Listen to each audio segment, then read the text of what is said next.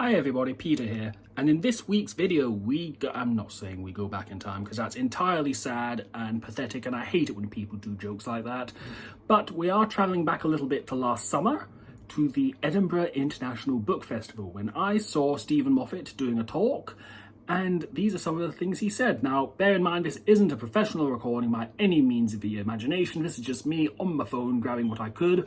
I don't even entirely know if I'm allowed to post this, but you know what? We'll try. We will try our best. So please enjoy Steven Moffat from last summer in Edinburgh. If there is a serious social issue to be solved in the world, you don't want us lot doing it. I don't know how to get home unless someone gets me a car. I'm not leading you to utopia.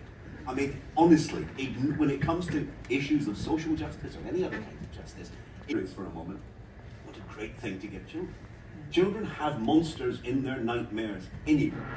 All Doctor Who adds is the Doctor, the man who fights monsters but never becomes one. That's all it adds to the dreams of children. The monsters are there anyway, but here's the man of infinite compassion, occasionally woman, and wisdom to fight them. And I think that's really, really important. And most children's television just doesn't do that. You know, Daleks are fine, but what we really need is statues that play a really evil version of Grandmother's Footsteps. Well, the answer is this. The answer is more geographically specific than you're expecting. The Weeping Angels come from Ickworth. Oh? Yes.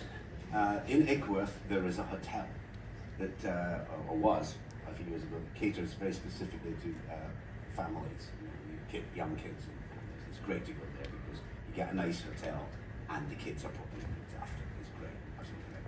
And one day I was out walking and I walked past an abandoned church. It's eerie already, isn't it? An abandoned church. Why? God turned against it. I don't know. An abandoned church. And there was it's so great.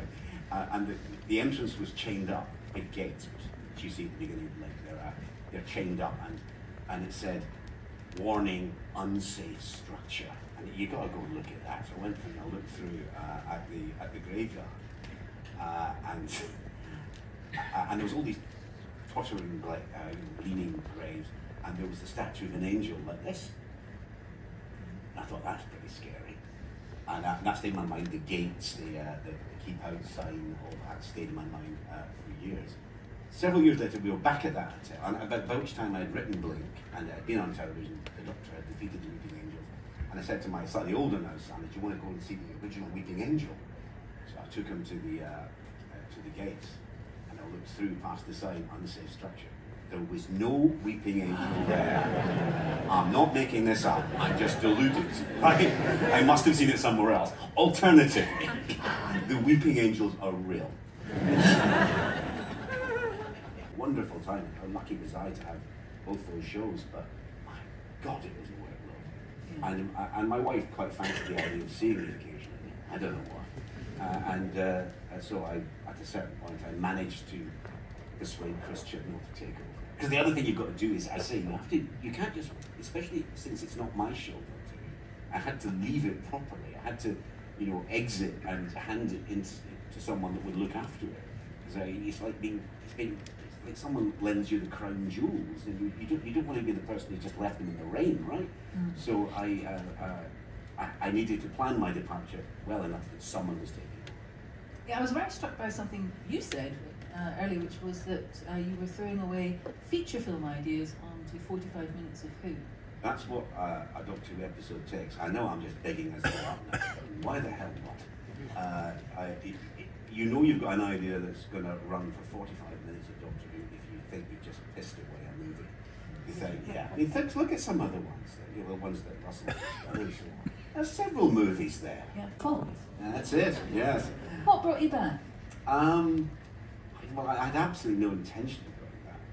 But of course, one day I was actually working Inside Man with David Tennant at the time, and I got an email from Russell one night after I'd been out with Sue and we'd been having a merry time, slightly too merry a time. So I with bleary eyes, I read this email, "I'm going back to showrun Doctor Who." And I remember just thinking, I'm not absolutely sure that email's real. So I'm not going to mention it to Sue until tomorrow. And I got up. No, he is. He's going back to Doctor Who. And I thought, what? He's insane. Has he really forgotten what it's like? And so I phoned him up and said, "Have you read your own book?" But he was fulminating away as Russell was, "Oh, it's going to be great, we're going to do this, we're going to do that, oh, marvellous, it's going to be great. Real horse of Troy, oh!" I said, "Okay. And he said, "You should do one." I said, "Oh, no, I'm done." I said, "So it was only 12 seconds ago that I left, and if I went back now so soon, I think Dr. Buchanan would kill himself." And then I thought, hey, I don't mean it. The line was there, the punchline offered itself. I reached for it. Sorry. But we were knocking ideas back and forth, as we do, because we're always talking. We really are. I mean, old Doctor, John Pertwee Doctor, we're all chatting away about it. And I was saying, well, have you thought about this? Have you thought about that? And one day, I just had this notion, based on an old episode, of the Doctor standing on a landmine. I said, what if the Doctor just runs onto a landmine before the title sequence, and he has to stand on it for the rest of the episode? And I sent the email, I was getting up from my desk, and Russell immediately I said, yes, start now, write that one. So I said, I have to go and explain to Sue that show I promised I'd only ever write one episode of in 2003, and now yet again going to return. So it was that, it sort of happened by accident.